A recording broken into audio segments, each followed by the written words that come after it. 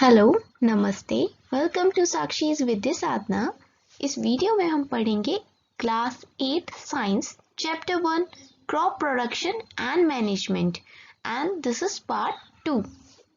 Part 1 playlist में आप जाके चेक कर सकते हैं। तो इस टॉपिक में जो हम इम्पोर्टेंट चीज देखने वाले हैं वो है प्रिपरेशन ऑफ सॉइल। किसी भी चीज को उगाने से पहले, किसी सीड को, कोई क्रॉप को उगाने से पहले हमें क्या करना चाहिए सॉइल के साथ, वो इस टॉपिक के अंदर हम कवर करने वाले हैं। तो स्टार्ट करें। The preparation of soil is the first step before growing a crop. किसी भी चीज की फसल को उगाने से पहले, खेती करने से पहले जो इम्पोर्टेंट टास्क होता है, वेरी फर्स्ट टास्क वो होता है कि हमें मिट्टी की जांच कर लेनी चाहिए, प्रिपरेशन कर लेनी चाहिए। One of the most important tasks in agriculture is to turn the soil and loosen it. और जो सबसे इम्पोर्टेंट टास्क होता है इस प्रोसीजर का वो होता है कि हम इस मिट्टी को किस तरीके से टर्न कर सकें और लूज कर सकें। अब देखिए, बात ये आती है कि हमें ऐसा करना ही क्यों पड़ता है। टर्न और लूज करने से क्या फायदा है, इस चीज को भी हम इस टॉपिक में समझेंगे, क्योंकि कुछ ना कुछ फायदा होता होगा और यही वो रीजन है जिसकी वजह से हम ये सब कर रहे हैं। Okay, this allows the roots to penetrate deep into the soil. अब जब हम मिट्टी को लूज करते हैं, टर्न करते हैं, ठीक है, तो उससे क्या होता है कि जो जड़ें हैं वो नीचे तक आसानी से जा पाती हैं, काफी नीचे तक। अगर हार्ड होगी जो सॉइल है, वो लूजन नहीं की होगी, तो जो जड़ें हैं वो नीचे तक नहीं जा पाएंगी और जो प्लांट है जब वो बड़ा होगा तो उसकी रूट्स भी बड़ी होंगी और वो नीचे नहीं जा पाएंगी, तो जो प्लांट की ग्रोथ है वो वहीं की वहीं रुक जाएगी। और इसी वजह से फ्यूचर की सोचते हुए और अच्छी फसल के लिए हम क्या करते हैं, हम लूज करते हैं सॉइल को। इसका और भी फायदे होते हैं। The loose soil allows the root to breathe easily even when they go deep into soil.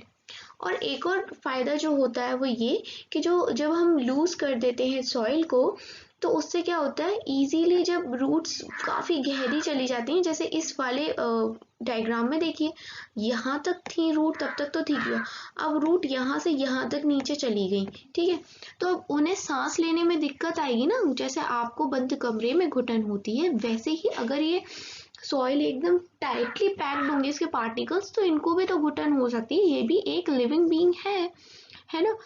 पेड़ भी तो जिंदा रहते हैं, खाना बनाते हैं, तो उसी प्रकार इनको दिक्कत ना हो इसलिए हम लूज कर देते हैं सॉइल को। और फिर इस लूज सॉइल की मदद से जब गहरी हो जाती हैं जड़ें, हमारी नीचे जाके गहराई में पहुंच जाती हैं, तो भी इजीली सांस ले पाती हैं। Why does the loosening of soil allow the roots to breathe easily? Question आता है कि ऐसा होता क्यों है कि सॉइल को लूज करने से रूट्स अच्छे तरीके से सांस ले पाती है, ऐसा क्यों होता है। तो ऐसा इसलिए भी होता है कि जो लूज करने से जो स्पेस बन जाते हैं ना, जैसे यहाँ बीच में जगह बन गई, उन जगहों में ना एयर बस जाती है और उस एयर को ही रूट्स कंज्यूम कर लेते हैं सांस लेने के लिए।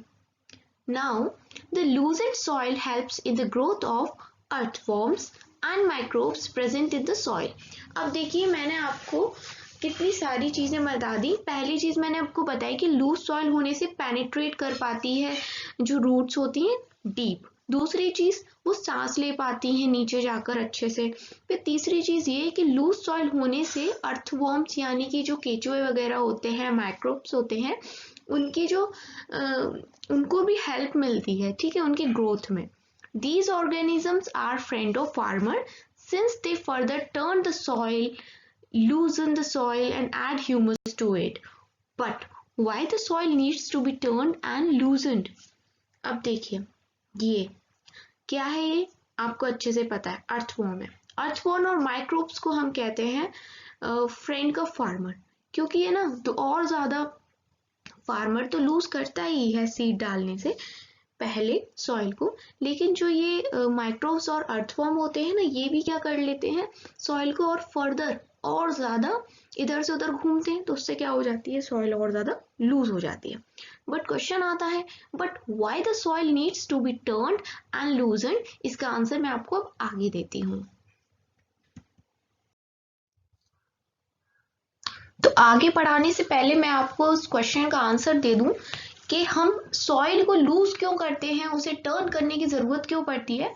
बहुत सिंपल है, मैंने आपको पहले भी बता दिया, दोबारा बता दी हूँ, रिकॉल करिए कि पहली चीज क्या होती है, रूट डीपली पेनिट्रेट कर पाती है, नीचे तक जा पाती हैं। ठीक है, सेकंड चीज हम लिख सकते हैं अपने आंसर में कि रूट्स नीचे जाके अच्छे से सांस ले पाती हैं, क्योंकि टर्न करने से स्पेसेस बन जाते हैं और उन स्पेसेस के बीच में एयर होती है और उसी को वो कंज्यूम करती हैं, सांस ले पाती हैं रूट्स।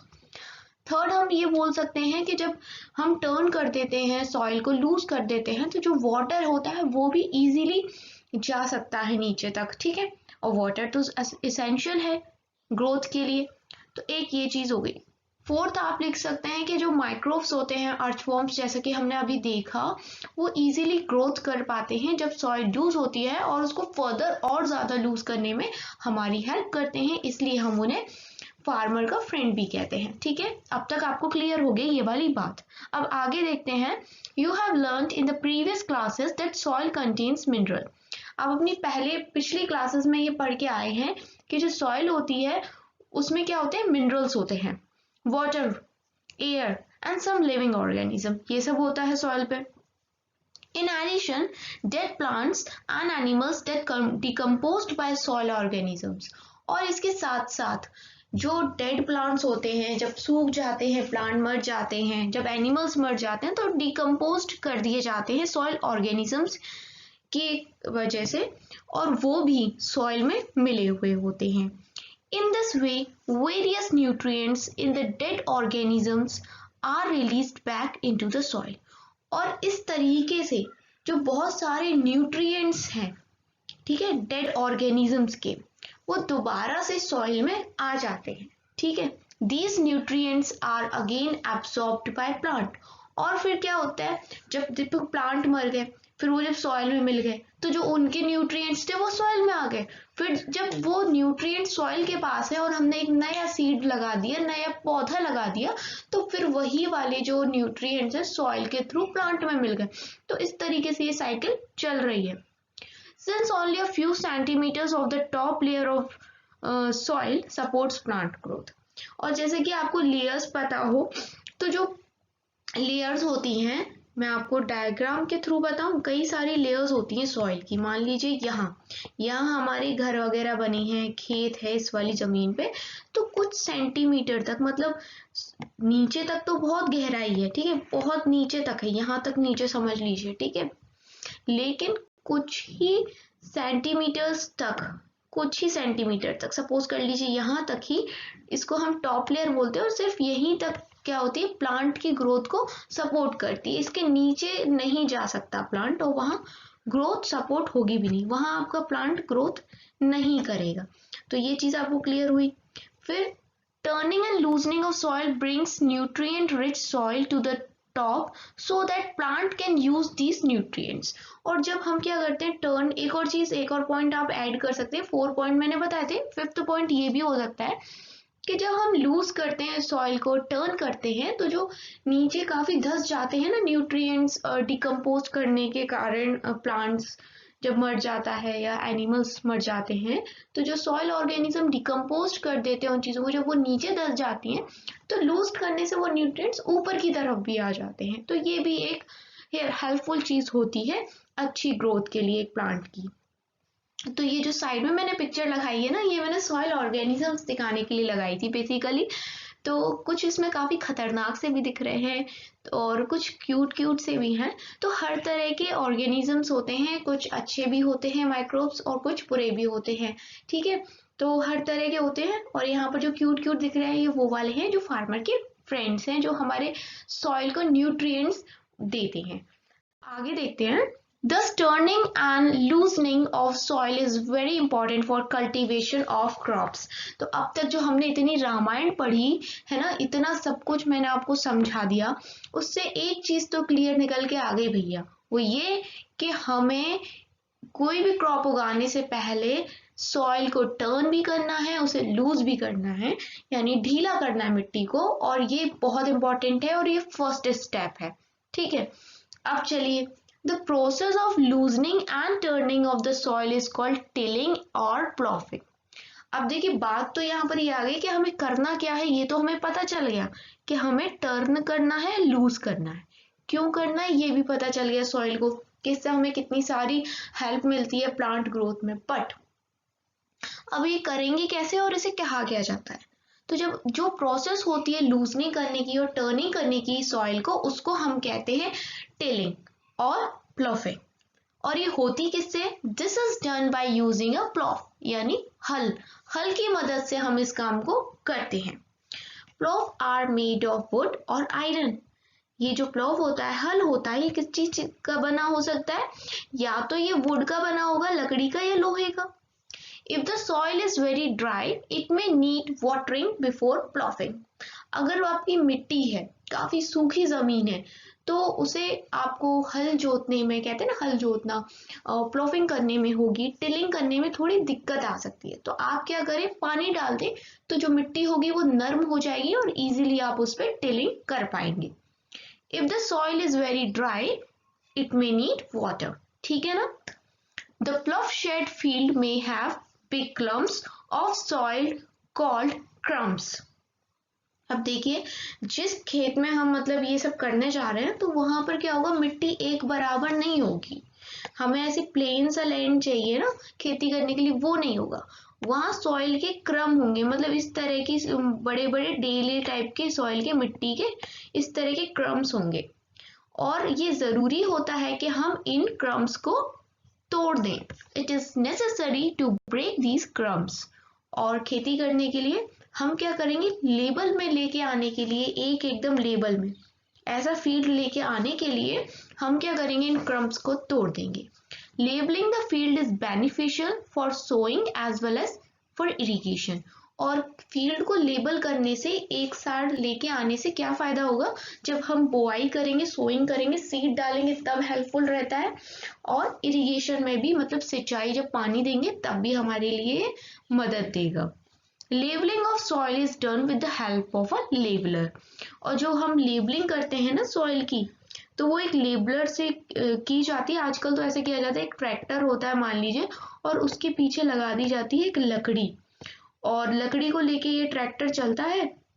अब देखो, मुझे ट्रैक्टर बनाना नहीं आता, आप इस गोले को मान लो ट्रैक्टर है, और जैसे जैसे ये ट्रैक्टर जाएगा, तो ये लकड़ी होती है नीचे से फ्लैट, तो ये जो क्रम्स है उनको तोड़ती हुई जाती है और फ्लैट करती जाती है, एरिया को लेबल करती जाती है। ठीक है, sometimes manure is added to soil before tilling. और कई बार क्या होता है कि हम मैन्योर डालते हैं टिलिंग करने से पहले, ये खुदाई करने से पहले हम क्या करते हैं, सॉरी जुताई करने से पहले हम क्या करते हैं कि हम मैन्योर डालते हैं। और अब ये मैन्योर क्या होता है, ये डिकम्पोस्ट होता है, जैसे आप कहते हैं ना गोबर वाली जो खाद होती है, उसको हम मैन्योर कहते हैं।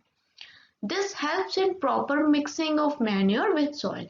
और पहले डालने से ये फायदा है कि आप पहले मैन्योर डाल दो, और फिर उसके बाद जब आप टिलिंग करोगे, प्लॉफिंग करोगे, तो वो इजीली मिक्स हो जाएगा। आप जब अपने पकौड़े वकौड़े बनाते हो, तो आप यही तो करते हो, पहले बेसन में जो भी आपको नमक, मसाला, मिर्च, धनिया डालना है वो डाल देते हो, और उसके बाद आप उसको विस्क देते हो, फिर मिलाते हो, फिर फेंटते हो, है ना। अब ऐसा थोड़ा ना करते कि पहले फेंट लिया फिर मिला रहे हो। पहले मिलाने के बाद मसालों को फेंटोगे तो वो इजीली मिल जाते हैं, ऐसा ही होता है। तो इसीलिए हम भी मैन्योर को पहले ही मिला दे रहे हैं, और फिर हम करेंगे प्लॉफिंग, तो वो इजीली अच्छे तरीके से मिक्स हो जाएगा सॉइल के साथ। The soil is moistured before sowing. और किसी भी सीड को ना उगाने से पहले हमें क्या कर लेना चाहिए, कि हमें उसको थोड़ा सा मॉइस्चर दे देना चाहिए, मतलब थोड़ी नमी, पानी दे देना चाहिए। आगे देखें, अब इस सब चीजों में हमें जो चीजें यूज आती हैं ना एग्रीकल्चर में, उनको देख लेते हैं। एग्रीकल्चरल इम्प्लीमेंट्स क्या होते हैं। बिफोर सोइंग द सीड्स, किसी भी सीड को बोने से पहले, सीड डालने से पहले, it is necessary to break soil crumbs to get better yield. देखो, मैंने आपको अभी बताया था क्रम्प क्या होते हैं ना, वही सॉइल क्लम्प्स भी उन्हीं को कह रहे हैं, तो उनको तोड़ लेना अच्छा रहता है, लेबल कर लेना अच्छा रहता है। इससे क्या होती है, जो हमारी उपज होती है, फसल होती है, वो काफी अच्छा होता है। This is done with the help of various tools. और इसे हम आजकल तो टेक्नोलॉजी कहाँ से कहाँ जा रही है, हमारे पास बहुत सारे टूल्स हैं जिसकी मदद से हम इनको ब्रेक कर सकते हैं क्रम्स को। The main tool used for this purpose are the plough, hoe and cultivator. और इस एग्रीकल्चरल इम्प्लीमेंट टॉपिक में हम 3 टूल्स को बेसिकली रीड करेंगे जो आपके कोर्स में दिए गए हैं आपकी बुक में। वो है प्लॉव, हो और कल्टीवेटर। तो पहले पढ़ेंगे प्लॉव के बारे में। डायग्राम में आपको जो ये दिखाई दे रहा है यही है ये प्लॉव, ठीक है। पहले जमाने में इस तरीके से चल रहा था, अब तो ये ना के बराबर हो गया है। इसकी जगह सब ट्रैक्टर का यूज करते हैं, आगे उसका भी डिस्कस करेंगे। पहले देख लेते हैं प्लॉव से इसकी मदद से कैसे होता था। This is being used since ancient times for tilling the soil, adding fertilizer to the crop, removing the weeds and turning the soil. देखो लिखा है ना, जैसा मैंने आपको बताया कि पहले यूज होता था, बहुत ही एंशियंट टाइम से, पुराने समय से चला आ रहा है इसका, इससे यूज करना हल से। हमने बचपन में पढ़ा भी होगा, ह से हल, तो ये वही हल है और बहुत पुरानी सदियों से चला आ रहा है। पहले इससे किया जाता था, टिलिंग की जाती थी सॉइल की, फर्टिलाइजर भी इसी की मदद से डाला जाता था। और removing the weeds and turning the soil. Turning the soil तो अब आप समझ गए, ठीक है। इससे खोदते जाते हैं तो ऊपर की नीचे और नीचे के ऊपर इस तरीके से सॉइल टर्न होती जाती है। पर ये वीड क्या है, यहाँ पर जो ये शब्द आया है जिसको मैंने गोला कर रही हूँ, वीड। वीड क्या है, तो ये कुछ अनवांटेड प्लांट्स होते हैं जो हमारी फसल के बीच में उग जाते हैं। अब आप कहेंगे दिक्कत क्या है, दिक्कत इससे ये होती है कि जो न्यूट्रिएंट्स हमारे प्लांट को मिलने चाहिए ये ले लेते हैं उस न्यूट्रिएंट्स को। मान लीजिए एक ही प्लेट है खाना खाने की, ठीक है। अब उसमें आप खाना खा रहे हैं, अब आपके साथ भी कोई खाना खाने बैठ जाएगा, खाना लिमिटेड है तो वो खाना डिवाइड हो जाएगा, बट जाएगा। आपको जितने न्यूट्रिएंट्स मिलने चाहिए उतने नहीं मिल पाएंगे, क्योंकि वो जो दूसरा आदमी आ गया है आधे वो खा जाएगा, ठीक है। और ये काम करता है ये वीड, ये अनवांटेड प्लांट्स हैं जो कि फालतू में उग जाते हैं, ठीक है। अब आ गई बात समझ में, आगे देखो। This is made of wood and is drawn by a pair of bulls or other animals, horses and camels. ये किसका बना होता है, लकड़ी का, और इसे चलाते हैं, खींचते हैं। मैक्सिमम 90% ये बुल्स ही होते हैं, लेकिन जैसे कि अब कुछ जगह हैं जहां पर बुल्स ना मिले तो वह हॉर्सेस और कैमल का भी यूज कर लिया जाता है। It contains a strong triangular iron strip called plowshare. देखिए प्लवशेयर कहाँ लिखा है उसको देखिए, यहाँ पर ये लिखा है प्लवशेयर, और ये ट्राइएंगुलर टाइप की हो गई ना प्लवशेयर, ठीक है।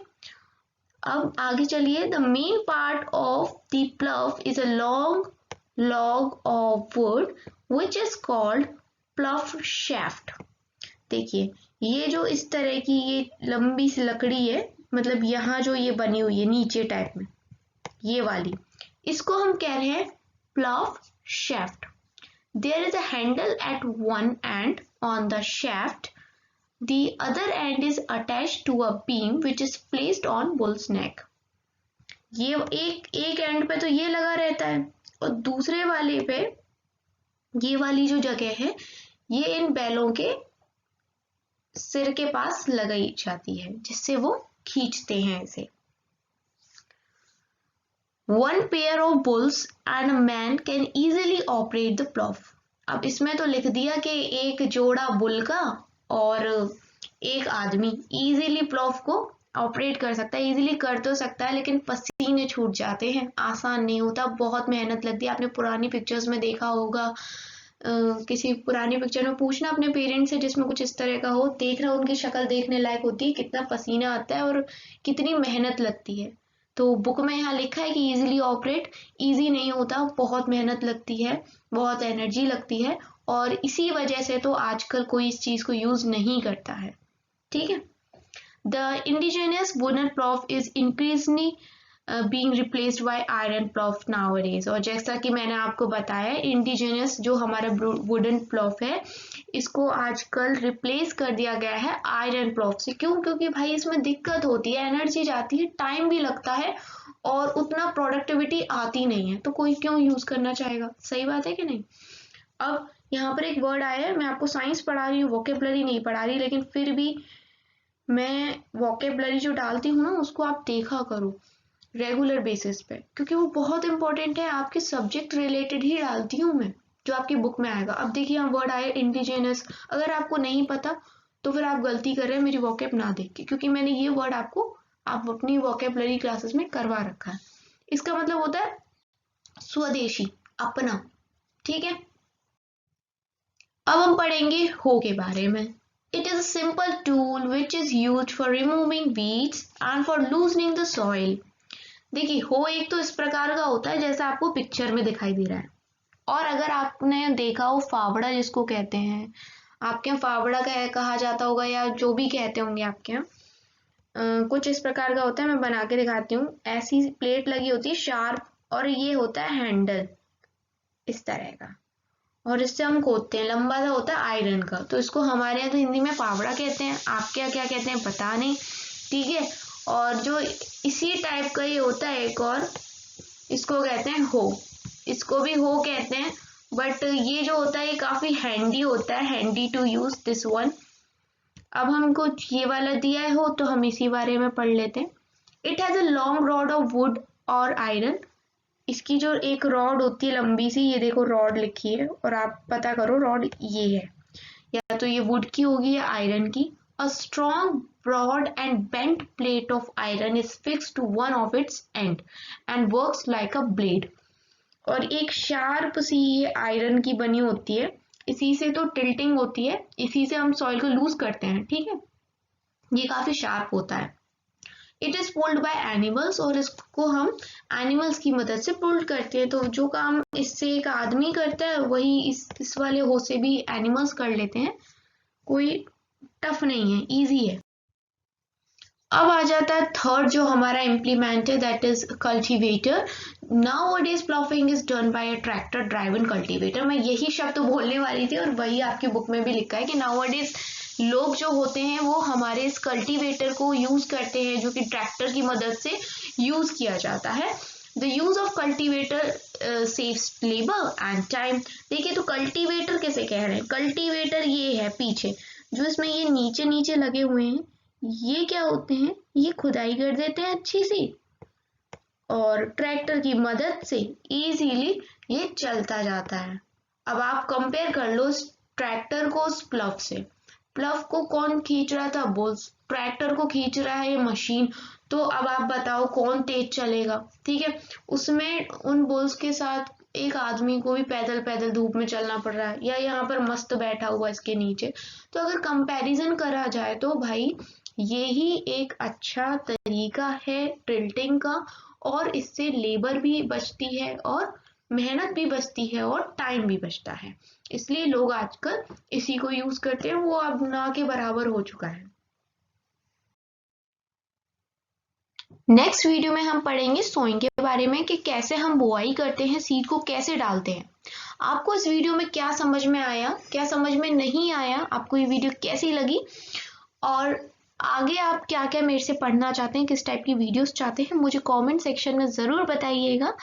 और मेरी इस वीडियो को लाइक करिएगा, शेयर करना अपने दोस्तों के साथ, और अगर चैनल पे नए हैं तो सब्सक्राइब करके बेल आइकन को दबाइएगा। इससे आपको मेरी वीडियो के सारे नोटिफिकेशन सबसे पहले मिलेंगे। Thanks for watching, thanks a lot.